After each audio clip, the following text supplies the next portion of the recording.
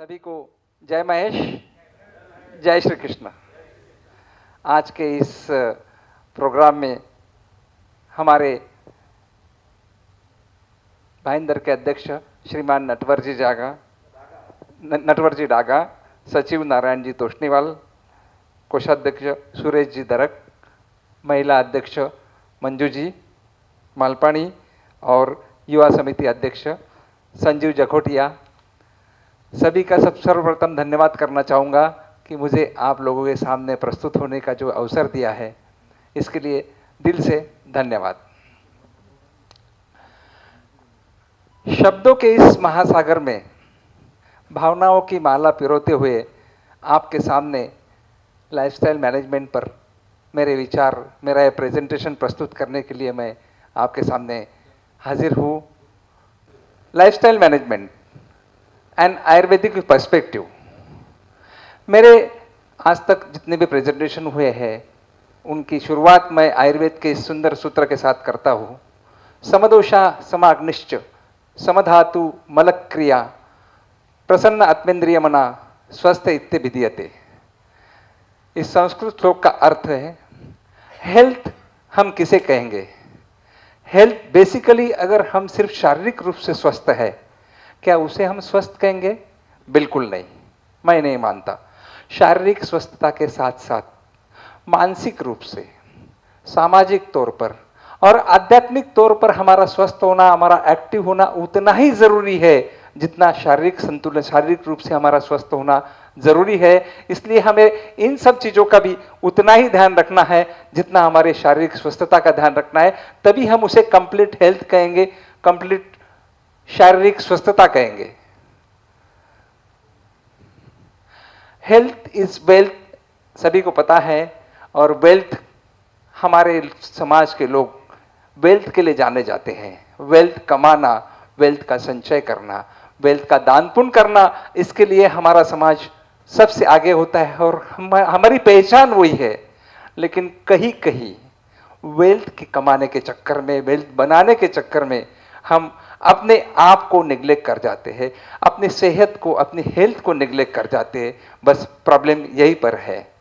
Health ऐसी चीज है जो खरीदी नहीं जा सकती, जो कहीं से लाई नहीं जा सकती, उसे कमाना पड़ता है, उसे बनाना पड़ता है। और उसे बनाने के लिए हमें कुछ तो मेहनत करनी पड़ेगी, कुछ तो करना पड़ेगा। दिन के 24 घंटे में आप 23 घंटे जो भी चाहे, जैसा भी चाहे, जिस तरह से चाहे कर लीजिए। जो भी काम करना है, कामकाज करना है, घर का काम है, जरूर करिए। 24 घंटे में खास तौर पे मैं महिला वर्ग से करना चाहूँगा, वो अपने आप के लिए समय नहीं दे पाते, चाहे वर्किंग हो, हाउसवाइफ हो, बाकी कामों में बिजी रहने के कारण समय नहीं दे पाते। 24 घंटे में 1 घंटा हम अपने आप को दें। अपने आप को, शायद मैं ये भी कहूँगा, हम इतना स्वार्थी बन जाए कि वो 1 घंटा सिर्फ अपने बारे में सोचे।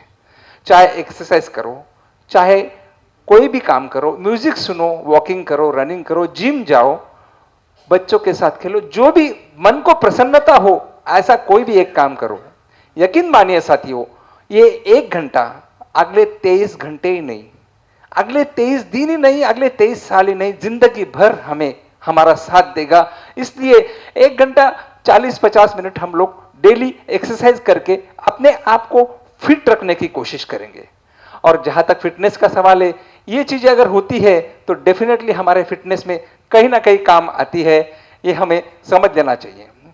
शास्त्रों में वेद सबसे आगे है और वेद पढ़ना एक बड़ा मुश्किल काम है, लेकिन इससे भी मुश्किल काम है किसी की वेदना पढ़ना।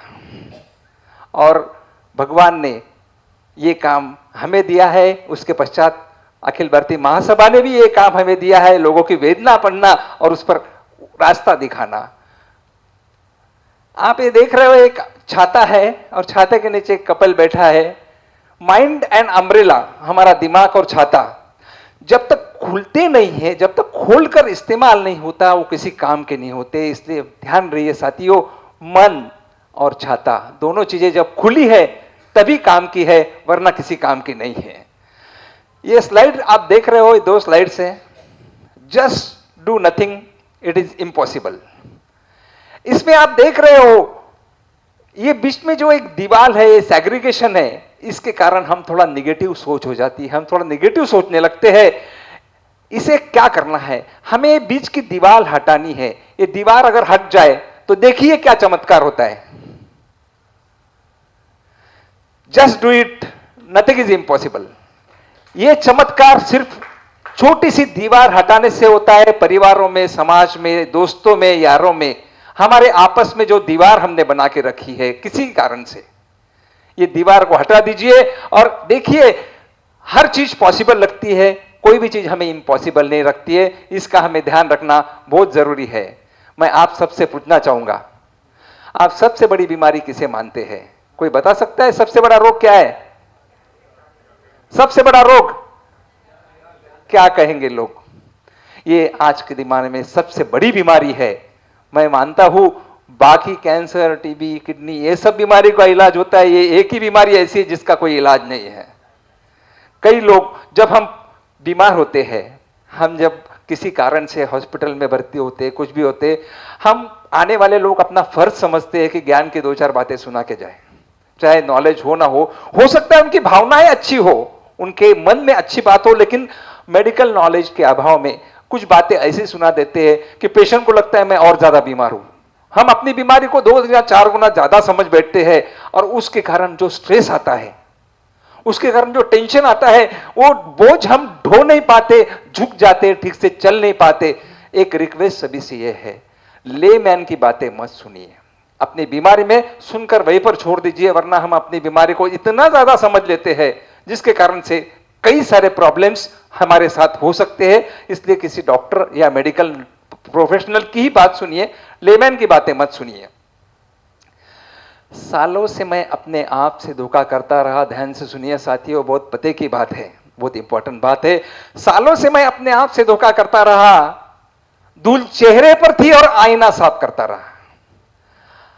आईना साफ करने से कुछ नहीं होगा साथियों। हमारे चेहरे पर, हमारे शरीर पर जो धूल है, जो धूल रूपी बीमारियां हैं, जो हम देख नहीं पाते, रादर चाहकर भी हम देखना नहीं चाहते, उसे देखने के लिए हमें कुछ तो करना होगा, कहीं ना कहीं कुछ जाना पड़ेगा, इन्वेस्टिगेशन करना होगा। और उसे देखने के लिए मॉडर्न मेडिकल के साइंस के पास एक तीसरी आंख है, जिसे हम कहेंगे इमेजिंग, डायग्नोस्टिक।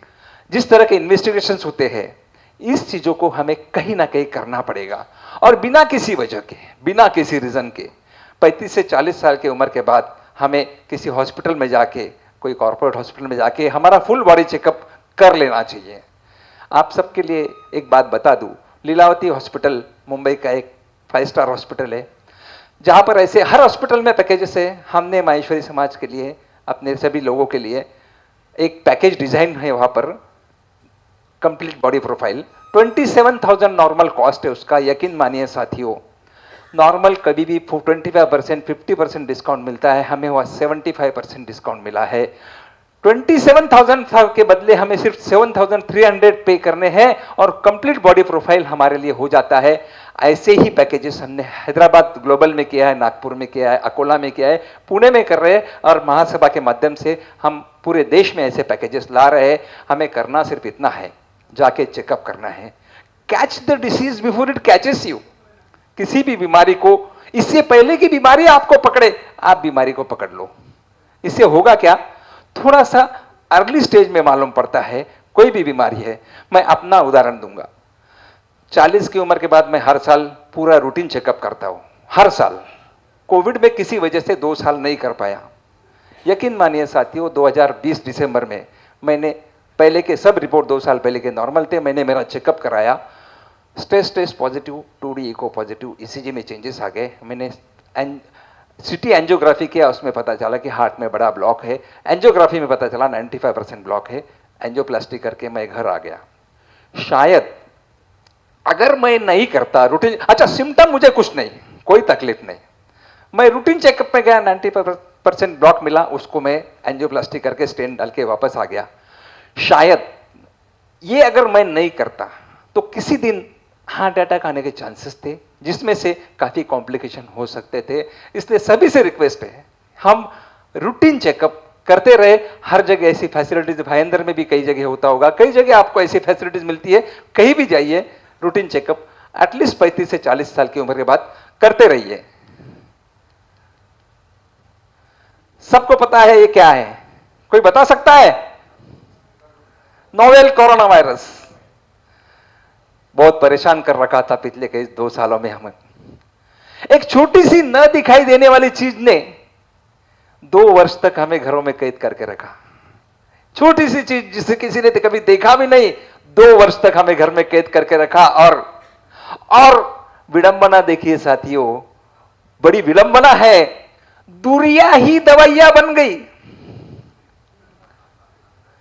एक दूसरे से दूर रहना, इसी को हम दवाई समझने लगे, और जरूरत भी थी।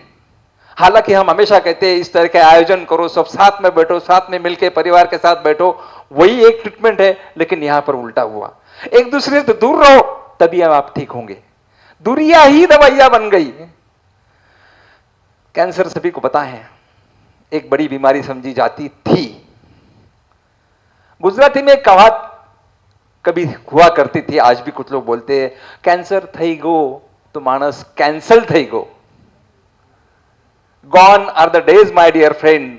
आजकल ऐसा नहीं होता, ऐसा बिल्कुल नहीं होता। किसी जमाने में आज से 25, 30, 40 साल पहले एक टारगेट हुआ करता था, कैंसर हो गया कैसे भी जान बचा लो, बस जान बच गई, काम खत्म हो गया। आजकल टारगेट ये नहीं है साथियों। आजकल टारगेट क्या है? जान तो बचनी है, क्वालिटी ऑफ लाइफ अच्छी होनी चाहिए।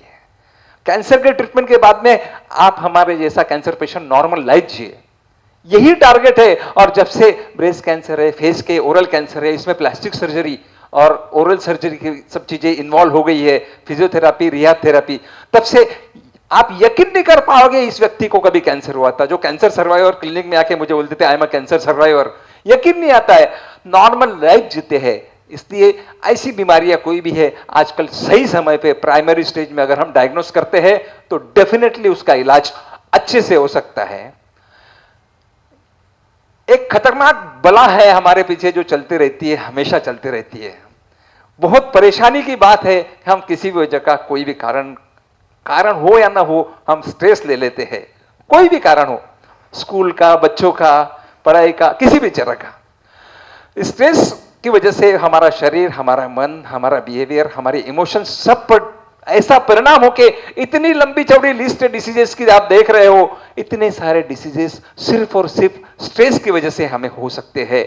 इससे दूर रहना है, क्योंकि स्ट्रेस उस बला का नाम है जो चलते फिरते इंसान को व्हीलचेयर पर और स्ट्रेचर पर ला सकती है बिना किसी वजह के। इसलिए एक डॉक्टर के क्लिनिक में लिखी हुई एक बेहतरीन लाइन मुझे बहुत अच्छी लगती है, आप सबने पढ़ लिया होगा, दवा में कोई खुशी नहीं और खुशी जैसी कोई दवा नहीं। सबसे अच्छी दवा अगर मानते हो तो खुशी है। ये सब क्यों होता है साथियों? ये हमारी जो लाइफस्टाइल, फॉल्टी लाइफस्टाइल, गलत लाइफस्टाइल जो होती है उसकी वजह से होता है। क्या है lifestyle? What is lifestyle? Lifestyle is all about हमारा डाइट, हमारा जो रोज के कामकाज बिहेवियर हम करते हैं, हमारा मानसिक संतुलन, हमारा सामाजिक जो स्टेटस होता है वो, स्पिरिचुअल आध्यात्मिक हम किस तरह से बिहेव करते हैं वो, और सो कॉल्ड गुड बोलो या बैड बोलो, बैड हैबिट्स।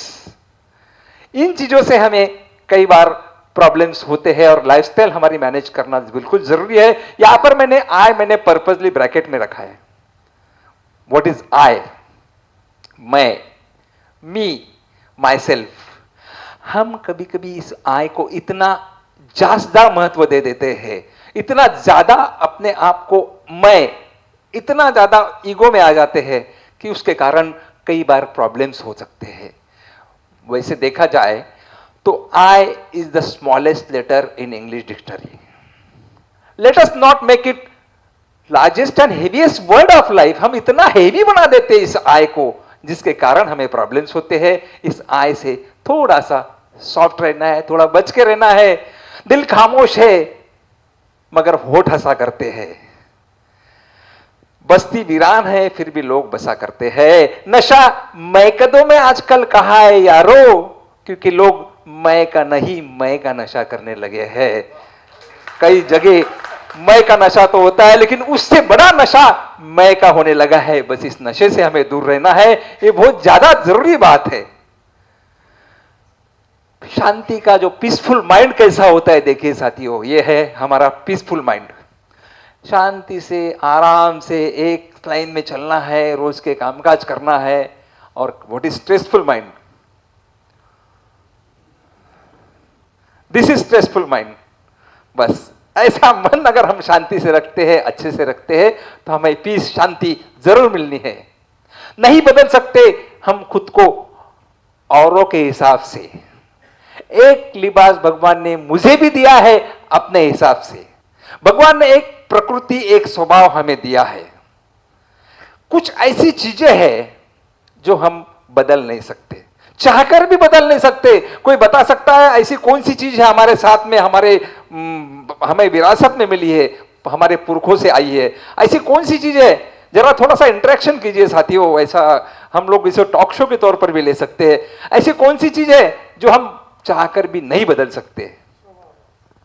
और थोड़ा सा सोचिए। स्वभाव तो कई बार कोशिश करते बदल जाता है।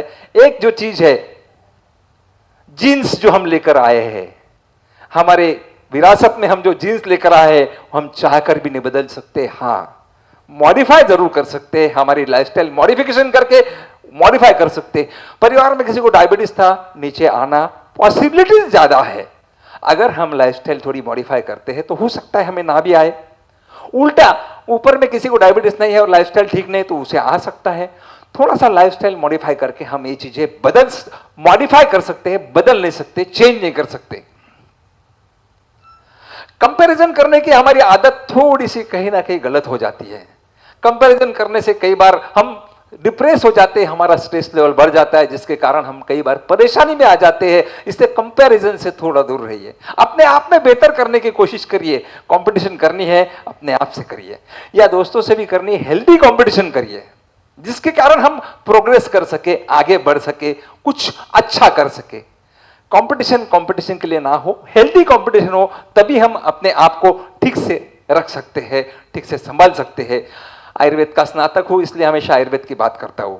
आयुर्वेदा हमें सिखाता है how healthy, happy and enjoyable life हम किस तरह से जी सकते हैं, किस तरह से हम लाइफ को एंजॉय कर सकते हैं।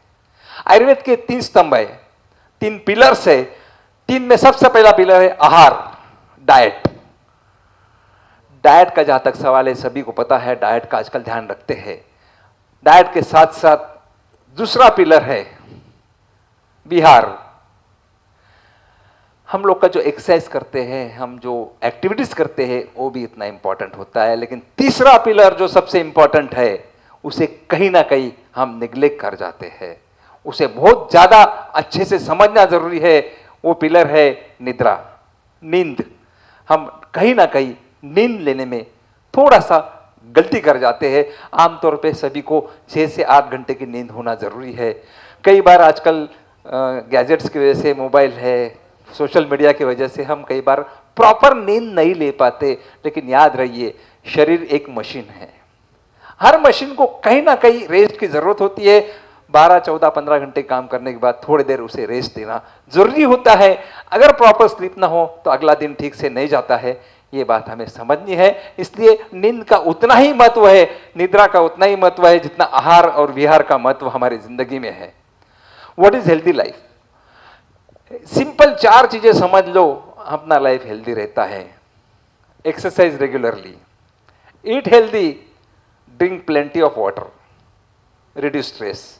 बस ये 4 चीजें अगर हम समझ लेते हैं, डेफिनेटली हमारा लाइफ हेल्दी रहता है, हमारा जीवन अच्छा हो सकता है। बस इसे समझना है। और जहां तक एक्सरसाइज का सवाल है, एक्सरसाइज किसी भी तरह का हो सकता है। उसके लिए कोई जिम जाने की जरूरत नहीं है। जो जाना चाहे जा सकते हैं। वॉकिंग कर सकते हैं, जॉगिंग कर सकते हैं, रनिंग कर सकते हैं, घर में रह के योगा प्राणायाम कर सकते हैं। पर्पज ये है थोड़ा पसीना आवे, थोड़ा सा हम अपने शरीर को मूवमेंट्स करें, कहीं ना कहीं ऐसा करें कि जिससे कैलोरी लॉस हो। ये जरूरी है। किसी भी तरह का एक्सरसाइज हो सकता है, इसका लिए कोई नियम नहीं है। आप अपने आप पे डिसाइड करिए हमारे लिए क्या सूट होता है। जिसको जैसे ठीक लगता है वैसा एक्सरसाइज हम कर सकते हैं।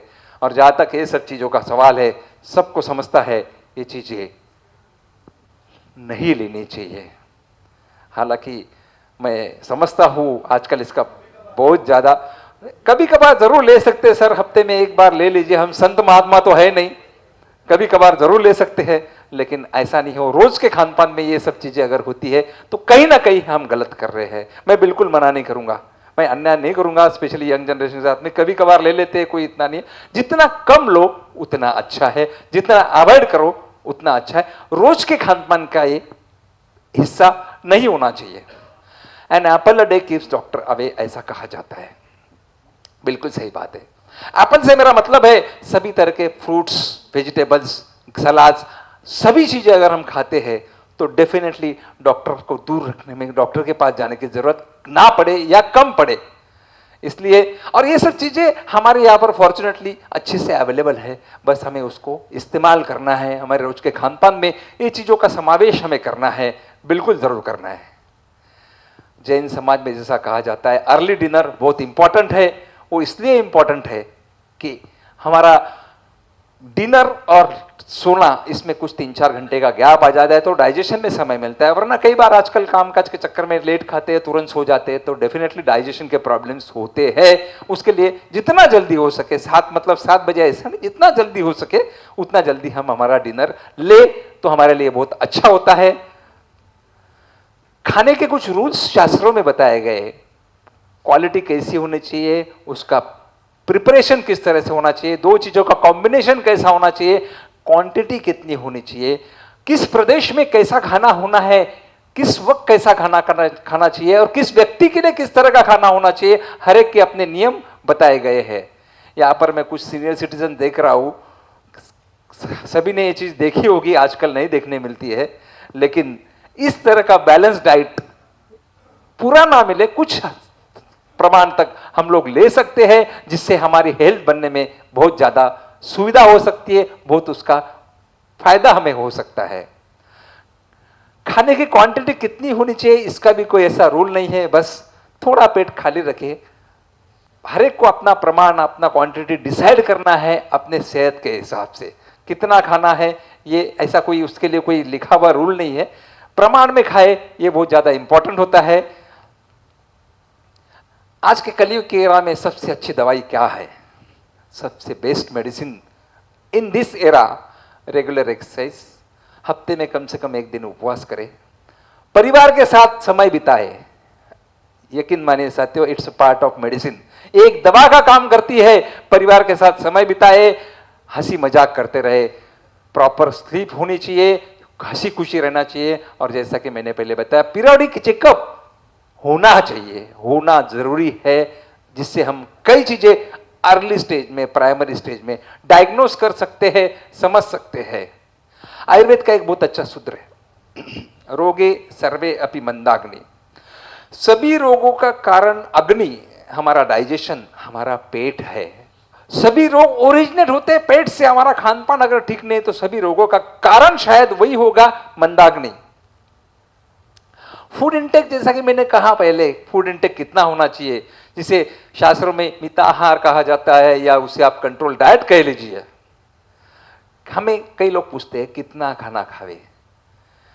अगर हम हमारे पेट का 4 पार्ट करते हैं, मान लो हमारी पेट की कैपेसिटी, स्टमक की कैपेसिटी 1000 ml है, उसका 50% should be for solid food. जो हम खाना खाते हैं 50% उसका खाना हमने खाना चाहिए, 25% लिक्विड्स होने चाहिए, और 25% पर्पसली हमें खाली रखना है, एम्प्टी रखना है, इसलिए डाइजेशन के लिए, वायु चलन के लिए। अगर उसमें हम खाली नहीं रखते तो डाइजेशन ठीक नहीं होगा। लेकिन हम मनवार के कच्चे लोग हैं। मनवार तो हम, अगर मनवार नहीं हुआ तो खाना क्या हुआ? मनवार तो होना ही चाहिए ना नटवर जी, मनवार तो होना ही है। लेकिन प्रॉब्लम, मनवार के चक्कर में हम इसे 100% भर देते हैं, कभी कभी 125% भर देते हैं, और जिसके कारण से कई बार कई सारे प्रॉब्लम्स होते हैं। बिल्कुल भर देते हैं, जिसके कारण कई बार प्रॉब्लम होते हैं। अब एक बार नटवर जी अभी इन दिनों में मुझसे कांटेक्ट कर रहे हैं रेगुलर प्रोग्राम के लिए। उन्होंने मुझसे पूछ लिया कि डॉक्टर साहब मुझे डाइट बताइए। डाइट बताए। मैंने ऐसे ही बात करते करते फ़ोन पर उनकी हिस्ट्री लिया और फ़ोन पर उनको बता दिया कि भाई आपके लिए ऐसा ऐसा डाइट है, आपको ऐसे ऐसे खाना है।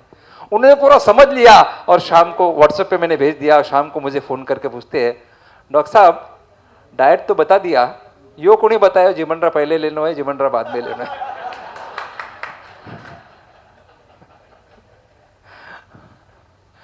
आयुर्वेद का यह सूत्र इसलिए मुझे अच्छा लगता है, अन्नेन पुरेत अर्धम तोयेन च तृतीयकम उदरांश चतुर्यांश च संरक्षित वायु चलने 1/4 हमें जरूर, ये हजारों सालों पहले बताई हुई हमारे शास्त्रों में बताई हुई बात है, आज की नहीं है।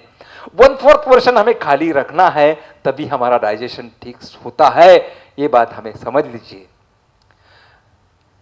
हमारा बहुत प्रिय खाना है, हमारे प्रदेश का, हमारे लोगों का बहुत प्रिय खाना है, लेकिन शास्त्रों में हर प्रदेश में क्या खाना होना चाहिए, किस तरह से होना चाहिए, वो प्रदेश के क्लाइमेट के हिसाब से, प्रदेश में अवेलेबिलिटी के हिसाब से डिफाइन किया गया है। आजकल तो हर जगह कॉन्टिनेंटल खाना हर जगह मिलता है, लेकिन किसी जमाने में इस प्रदेश में ये खाना माना जाता था। उसके कुछ कारण भी है कि क्यों देना है, वहां का क्लाइमेट को तुमको वो डाइजेस्ट करने में आसानी जाती है, वहां पर क्या क्या चीजें अवेलेबल है, उस हिसाब से चीजें दी जाती थी। फेस्टिवल में खासतौर पे हमारे 30 त्योहार होते हैं, बहनों को अच्छा पता है 30 त्योहार में क्या खाना चाहिए, इसके कुछ नियम हमारे शास्त्रों में बताए हैं। वो ऐसे ही नहीं बताए साथियों, उसके पीछे कुछ शास्त्रोक्त कारण है, कुछ ना कुछ कारण उसके पीछे है। जैसा कि मैं आपको बता दूं, संक्रांत में हम लोग तिल खाते हैं। कोई बता सकता है संक्रांत में तिल क्यों खाते हैं? उष्ण गर्म होती है तिल, और संक्रांत एक ऐसा जंक्शन है जब ठंडी जाकर गर्मी आती है। हमारे शरीर को थोड़ी आदत हो जाए गर्मी की, इसलिए हम संक्रांत में तिल खाते हैं और हम मान लेते हैं भाई शास्त्रों में बताया गया है तिल खाओ। हम शास्त्रों की बात तो मान लेते हैं, लेकिन ये नहीं समझ पाते क्वांटिटी कितनी खाना। हम इतनी क्वांटिटी में खा लेते हैं तो डेफिनेटली उसके प्रॉब्लम है। तिल का लाडू है भाई, प्यार से दिया है किसी ने, खा लो तो खा लेते हैं, और डेफिनेटली वो कहीं ना कहीं गलत होता है। हमें क्वालिटी के साथ साथ क्वांटिटी का भी उतना ही ध्यान रखना है जो बहुत ज्यादा हमारे लिए जरूरी है। दुनिया में कितनी पैथीज है, कोई अगर बता सकता है मुझे? एलोपैथी, आयुर्वेद, होम्योपैथी, नेचुरोपैथी, यूनानी, यकीन मानिए बहुत बड़ा नंबर है साथियों। चाइना, यूरोप सब मिला के there are 130 pathies in the world, 130 pathies है। हर पैथी में एक बात कही गई है कि पानी हमें बहुत ज्यादा पीना है, बड़ी मात्रा में, बड़ी क्वांटिटी में पानी हमें पीना है। ये बात समझ लीजिए। इसका कारण हमारे स्किन के लिए, हमारे डाइजेशन के लिए, हर चीज के लिए पानी का इंटेक हमारे लिए जरूरी होता है। सिर्फ एक कंडीशन है जहां पर पानी का इंटेक रेस्ट्रिक्ट किया गया है, क्रॉनिक किडनी डिसीज। वहां पर पानी कम पीना है, वरना पानी बहुत ज्यादा पीना है, सभी को पीना है और हमेशा पीना है, चाहे कोई भी सीजन हो, कोई भी जगह हो, पानी हमें बहुत ज्यादा पीना है। इसे अवॉइड करना बहुत ज्यादा जरूरी है। फिर से मैं, किसी ने पूछा था मेरे को, हफ्ते में एक दिन ठीक है खा लिया। बेकरी प्रोडक्ट्स रोज के खान पान में नहीं होने चाहिए, जो कि गलत बात है। जितना कम हो सके उतना कम हम बेकरी प्रोडक्ट खाने चाहिए, कम से कम खाने चाहिए, बहुत ज्यादा जरूरी है। डाइजेशन के लिए कहीं ना कहीं बेकरी प्रोडक्ट्स अच्छे नहीं होते। हमारा स्वभाव वही है जो हम खाते हैं, इसलिए शायद हमें वेजिटेरियन बनाया है। हमें भूख को समझना है, तभी हम बैलेंस डाइट ले पाएंगे। हमें खाने के टाइमिंग प्लान करने हैं, junk food of course avoid करना है, तभी हम खाने के अच्छे रूल्स फॉलो कर सकते हैं। हमें क्या नहीं खाना है और कब नहीं खाना, ये अगर हम समझ पाते हैं अच्छे से, तो हमारी डाइजेस्टिव सिस्टम अच्छे से हेल्दी रह सकती है, तभी हमारा शरीर, हमारी बॉडी हेल्दी रह सकती है। आयुर्वेद में कुछ डिटॉक्सिफिकेशन थेरापीज है, जैसे बस्ती देते हैं, स्नेहन स्वेदन जैसी कुछ सिस्टम है, जिसके कारण हम शरीर के टॉक्सिन निकाले जाते हैं। ऐसी कुछ कुछ बीच बीच में हमने करते रहना चाहिए। इस थेरापीज जो है काफी यूजफुल हमें होती है, जो हमारे शरीर का टॉक्सिन निकालने में। ये शिरोधारा जो होता है, स्ट्रेस लेवल बढ़ जाता है, नींद नहीं आती है, कभी हेडेक होता है, कई तरह के ऐसे प्रॉब्लम्स होते हैं, उसमें शिरोधारा का बहुत अच्छा फायदा हमें होता है। और जहां तक एक्सरसाइज का सवाल है, आयुर्वेद का एक अष्टांग योग आप सभी ने सुना होगा, यम नियम आसन प्राणायाम ध्यान धारणा प्रत्याहार समाधि, ऐसे 8 आयुर्वेद के अंग है। इसमें योगासन ये सबसे इंपॉर्टेंट अंग है। अगर हम एक्सरसाइज नहीं कर पाते तो हम सिर्फ योगासन करके भी डेफिनेटली हम हमारे शरीर को फिट रख सकते हैं। और दुनिया में कहीं भी जाइए, किसी भी देश में, किसी भी प्रदेश में, किसी भी पैथी में जाइए, आज भी अप्रूव्ड है सबसे अच्छा एक्सरसाइज सूर्य नमस्कार है। अगर हम दिन में 15, 20 या 25 सूर्य नमस्कार कर लेते हैं, शायद किसी और एक्सरसाइज की हमें जरूरत ना पड़े। लेकिन सीख कर, प्रॉपरली सीख लो। अगर ठीक से करते हैं तो उसका फायदा होता है, गलत ढंग से करते हैं तो कहीं ना कहीं हमें नुकसान हो सकता है। इससे सूर्य नमस्कार भी करना है तो प्रॉपरली सीख कर करना चाहिए। ये हमारा लाइफ है, इट इज आवर लाइफ। जिंदगी हमारी है, चलना तो सभी को है। कैसे? ऐसे जो खुद जले और दूसरों को जलाए, या दिए जैसा जो खुद जल के दूसरों को प्रकाश दे। It's your choice. किस तरह से जीना है ये हमें समझना है। इस बात को हमें एक बात जरूर ध्यान रखिए, जिंदगी में आने वाला हर तूफान हमें बर्बाद करने के लिए नहीं आता साथियों। कुछ तूफान हमारा आगे का रास्ता साफ करने के लिए भी आते हैं। ऐसे तूफानों को पॉजिटिवली लीजिए। हो सकता है छोटे मोटे तूफान आए, हमें कुछ सिखा के जाए कि इसमें से रास्ता सही निकालो, आगे बढ़ो, आगे का रास्ता साफ कर दिया। बस ऐसे तूफानों को पॉजिटिवली लेना हमारे लिए जरूरी होती है। ईसीजी सबने देखा है, सभी को पता है। ईसीजी तो आपको सबको पता है। ईसीजी में जब तक अप एंड डाउन लीड्स चलती रहती है तब तक जिंदगी चलती रहती है। जिंदगी में उतार चढ़ाव हर एक की जिंदगी में आते रहते हैं। हर उतार चढ़ाव को पॉजिटिवली लीजिए, उसमें से नई एनर्जी लीजिए और उसमें से नया रास्ता ढूंढिए। आप सभी को पता है, जिस दिन स्ट्रेट लाइन आ गई उसका मतलब क्या है। ईसीजी में स्ट्रेट लाइन कभी ना आने दीजिए। हर उतार चढ़ाव को पॉजिटिवली लीजिए, तभी हम हमारी जिंदगी अच्छे से जी सकते हैं। बात जब भी करो, चाहे दिल से करो या ना करो, लेकिन दिल को छू लेने वाली जरूर करो। दिल को छू लेने वाली इसलिए करो, आगे की स्लाइड में आपको दिखा रहा हूं, बहुत अच्छी बात है, आपको पसंद आएगी। और मैं ये भी स्लाइड हमेशा दिखाता हूं। एक हार्ट सर्जरी यूनिट के बाहर लिखा था, अगर दिल खोल दिया होता यार दोस्तों के साथ, साथियों ध्यान से सुनिए, बहुत अच्छी बात है। अगर दिल खोल दिया होता यार दोस्तों के साथ, तो आज खोलना ना पड़ता औजारों के साथ, खोलना ना पड़ता इंस्ट्रूमेंट्स के साथ। बात बहुत पते की है, बात इंपॉर्टेंट है। यार दोस्तों से मेरा मतलब है हमारे परिवार के सदस्य, दादा दादी, नाना नानी, हमारे पड़ोसी, समाज के लोग, हमारे यार दोस्त, सभी लोगों का मेरा मतलब है। इनके साथ में जब तक दिल खोलकर बात नहीं करते तब तक हम खुले दिल से अपने आप का ध्यान नहीं रख सकते। हमें हमारा दिल बचा के रखना है तो दिल को खोल के रखना। घुटन से प्रॉब्लम होते हैं, अंदर अंदर घुट सकते हैं। यहां पर मुझे एक बात याद आ गई। हमारे सुरेश जी, नारायण जी और हमारे नटवर जी, तीनों का मैं बात सुन रहा था, यहां पर मुझे याद आ गई। इनके नाम के इनिशियल्स मैंने लिए, सुरेश, नारायण और नटवर। सुनना, अगले 2-3 साल तक आपको ही सुनना है। ऐसी बात है, एक बार नटवर जी ने मुझसे पूछ लिया, डॉक्टर साहब आजकल दिल की बीमारी क्यों बढ़ गई है? सही बात है, बात बिल्कुल सही है। दिल की बीमारी बढ़ रही, हार्ट डिसीज बढ़ रहे हैं, उसका कुछ कारण है, बिल्कुल है। अब इनको, नटवर जी को अगर जवाब देना चाहता, टेक्निकल तो कुछ और होता, मेडिकल साइंस है उसका कुछ और होता, लेकिन आप सभी को पता है, अभी काम कर रहे हैं, आप सब देख रहे हैं, थोड़े से रोमांटिक किस्म के इंसान है।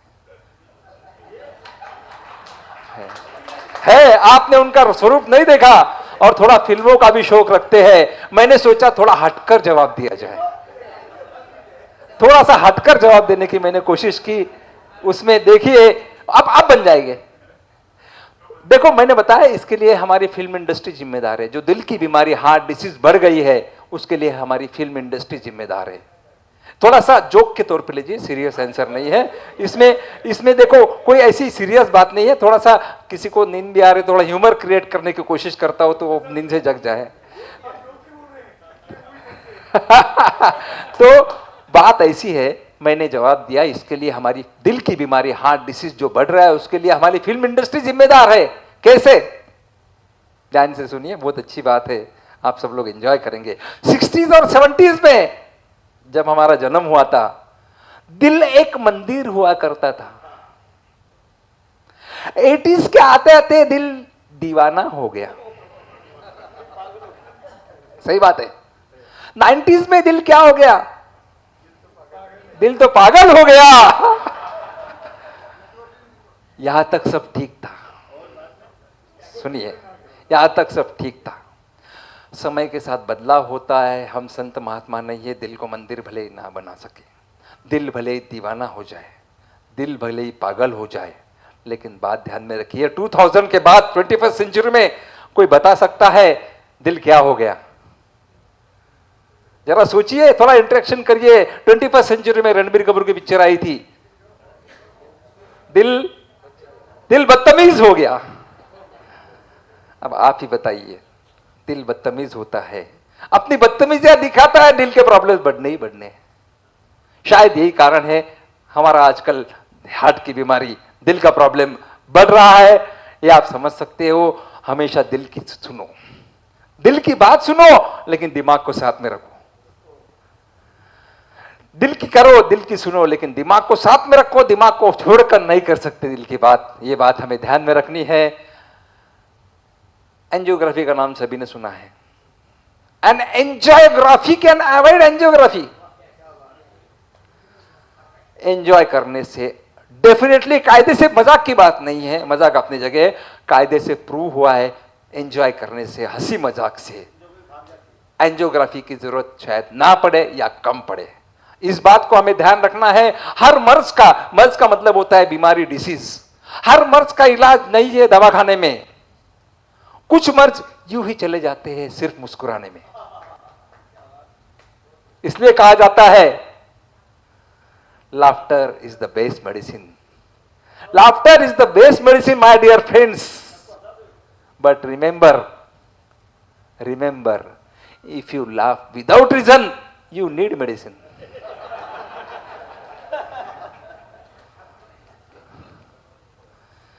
दो चीजों को हमें समझ लेना है, फॉरगिव एंड फॉरगेट।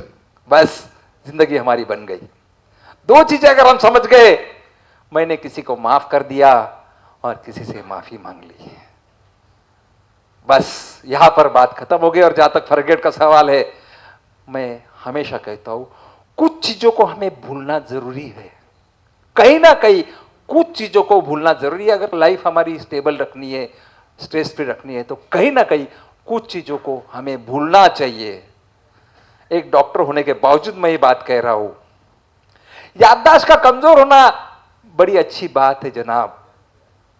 याददाश्त का कमजोर होना बड़ी अच्छी बात है जनाब। बड़े दुखी है वो लोग जिन्हें सब कुछ याद रहता है। इसलिए हर चीज याद रखना जरूरी नहीं है। कहीं ना कहीं कुछ चीजें हमें भूलना जरूरी है। मुस्कान को तभी रोको जब वो किसी को चोट पहुंचा रही हो, वरना हमेशा खिलखिलाकर हंसते रहो। बड़प्पन वह गुण है जो पद से नहीं, संस्कारों से प्राप्त होता है। परायों को अपना बनाना उतना मुश्किल नहीं जितना अपनों को अपना बनाए रखना।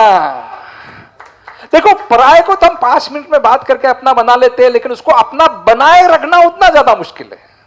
इसलिए अपनों को अपना बनाने में थोड़ा ज्यादा कष्ट लगता है, वो हमें करना जरूरी है। जो सुख में साथ दे वो रिश्ते, मगर जो दुख में साथ दे वो फरिश्ते। इसलिए मैं कहता हूं, कभी भी हमें कोई परेशानी है, कोई प्रॉब्लम्स है, कोई बीमारी है, हमेशा भगवान से, बीमारी से कभी मत कहे बीमारी बहुत बड़ी है, मेरा भगवान मेरे साथ है। उल्टा हम ये कह सकते हैं, मेरा भगवान बड़ा है, बीमारी का ध्यान वही रखेगा। मेरा ईश्वर बड़ा है, बस श्रद्धा रखिए। डेफिनेटली कहीं ना कहीं वो सुपर नेचुरल पावर हमारे अंदर है, हमें बीमारी से लड़ने में ताकत देती है। शायद उसकी वजह से हम थोड़ा सा अच्छे से उस बीमारी को ट्रीट कर पाए। Heart is the only machine that works without any rest for years. सालों तक चलते रहता है, ये मशीन है, ये वर्षों तक चलते रहता है। इसे कहीं ना कहीं सर्विसिंग की जरूरत पड़ेगी, कहीं ना कहीं सपोर्ट की जरूरत पड़ेगी, हमें बस थोड़ा सा सपोर्ट देना है, उसका ध्यान रखना है। यही पर हम चूक जाते हैं। हार्ट हमारा ध्यान रख रहा है, हम हार्ट का ध्यान नहीं रख पाते। कीप इट ऑलवेज हैप्पी, चाहे हमारा हो या किसी और का। दिल को खुश रखने की कोशिश करिए, चाहे किसी का भी हो। वक्त पर ही छोड़ देने चाहिए कुछ उलझनों के हल। बेशक जवाब देर से मिलेंगे, लेकिन लाजवाब मिलेंगे। ये एक कड़वा सच आपको बता दूं मैं, गांव में नीम के पेड़ कम हो रहे हैं, घरों में कड़वाहट बढ़ती जा रही है, घरों में परिवारों में कड़वाहट बढ़ती जा रही है। थोड़ी कड़वी बात है, लेकिन कहीं ना कहीं ये बात सच्ची है। जुबान पे मिठास कम हो रही है और शरीर में शुगर बढ़ती जा रही है।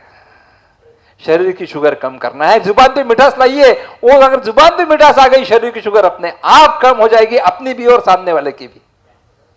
इसलिए जुबान में मिठास लाना हमारे लिए बहुत ज्यादा जरूरी है।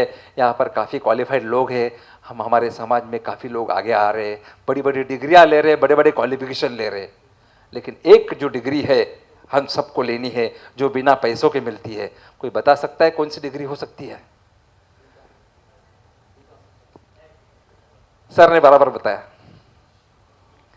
बी काम। बस एक डिग्री हम ले ले, काफी प्रॉब्लम्स हमारे सॉल्व हो सकते हैं, काफी प्रॉब्लम्स हमारे ठीक हो जाते हैं। जैसा कि मैंने आपको बताया, there are 130 pathies in the world. 130 pathies इस दुनिया में है। ये कम है शायद, इसलिए हमारे नए जनरेशन ने, आईटी वालों ने, सॉफ्टवेयर वालों ने एक नई पैथी ढूंढ के निकाली है। कोई बता सकता है उस पैथी का नाम? नहीं जी, एक नई पैथी सॉफ्टवेयर कंप्यूटर से रिलेटेड है, जिस पर लोग आजकल बहुत भरोसा करने लगे, जो कि कहीं ना कहीं गलत है।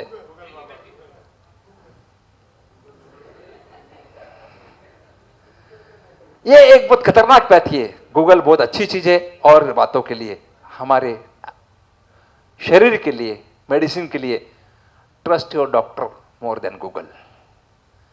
गूगल एक एल्गोरिथम है, it follows the pattern of your search. आप जिस तरह से मोड़ोगे वैसे गूगल मुड़ेगा। जाकी रही भावना जैसी, प्रभु मुहूर्त देखी वैसी। आप जो सोच के चल रहे हो, गूगल आप 25 लोग एक बार डालो और 25 को अलग आंसर मिलेगा।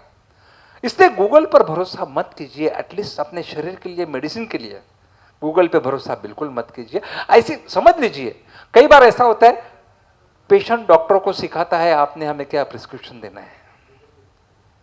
ये गूगल का प्रॉब्लम यही है। आप गूगल को एक लिमिट तक गूगल को समझिए, उसके बाद में कुछ चीजें डॉक्टरों पर छोड़ दीजिए। डेफिनेटली वो प्रॉब्लम होते हैं। Always are not going to open new doors.